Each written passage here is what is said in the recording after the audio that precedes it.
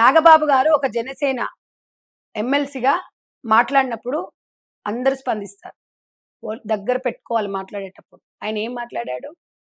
ఆడపిల్లలు ఇష్టం ఉన్నట్టుగా డ్రెస్సులు వేసుకోండి. మిమ్మల్ని ఎవడన్నా అడిగితే చెప్పుతో కొట్టండి అన్నారు. అది నీకు కరెక్ట్ అనిపించిందా?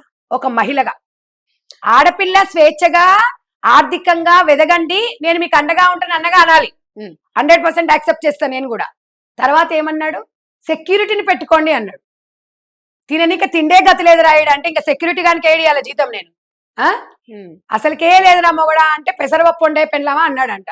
ఈయన మాట్లాడేది ఏంది అంటే అనసూయ సెక్యూరిటీని పెట్టుకుంటది, నీ కూతురు సెక్యూరిటీని పెట్టుకుంటది, నువ్వు పెట్టుకుంటావు.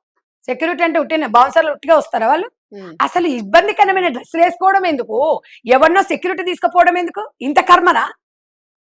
మరి పవన్ కళ్యాణ్ గారు కూడా ఒకే కుటుంబం ముట్టింది కదా, సనాతన ధర్మం అని ఎందుకు పాటిస్తున్నాడు? వాళ్ళ భార్య ఇటలీ దేశస్తురాలు అయి కూడా ఇవాళ ఒక వెంకటేశ్వర స్వామికి వెంట్రుకలు ఇచ్చేసి భర్త అడుజాడలు ఎందుకు నడుస్తుంది? తన కట్టు బొట్టు ఎంత చక్కగా ఉంది. తను కూడా అక్కడ మంచి ఫేమ్ ఉన్న వ్యక్తి అంట. అమ్మాయి చాలా డబ్బు ఉంది, హోదా ఉంది. భర్త కోసం ఖండాలు దాటి వచ్చింది. వీర మహిళలు ఉన్నారు జనసేనలో. యాక్సెప్ట్ చేస్తారు ఆ మాటకి?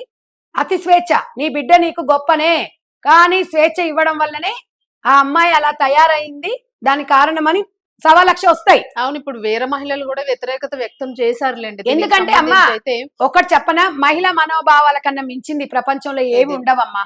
ఒకటే గుర్తుపెట్టుకో, గొప్పింటి కుటుంబం మెగా ఫ్యామిలీ అంటే ఒక పెద్ద ఫ్యామిలీ, మంచి డీసెంట్ ఫ్యామిలీగా ఉండడానికి వాళ్ళు ప్రయత్నం చేయాలి.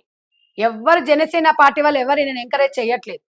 నీకు ఇచ్చినది ఏంది? ఎమ్మెల్సీ పదవి రాష్ట్ర అభివృద్ధి కోసం, మహిళల సంక్షేమ పథకాల కోసం, అక్కడున్న సంక్షేమ పథకాల కోసం పనిచేయమన్నారు. ఈ పనికి మళ్ళీ దానికి నువ్వు తోడు వలికి నువ్వు ఇట్లా మీ ఇష్టం ఉన్నట్టు వేసుకో అని చెప్పేసి వాళ్ళని చెప్పేసి ఓ పనికి మళ్ళీ ప్రకాష్ రాజు, ఈయన ఓ అన్వేష్ గాడు, ఓ ఆర్జీవి గాడు, ఇలాంటి సమాజానికి ఏం మెసేజ్ ఇస్తున్నారు తల్లి?